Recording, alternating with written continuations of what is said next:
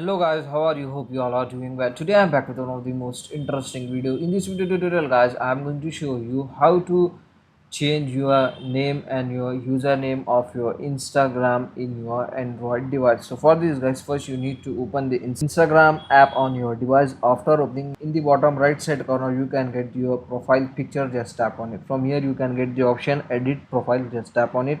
From here you can easily change your name and username of your Instagram. So this is the very easy and very simple method to change name and username of your Instagram.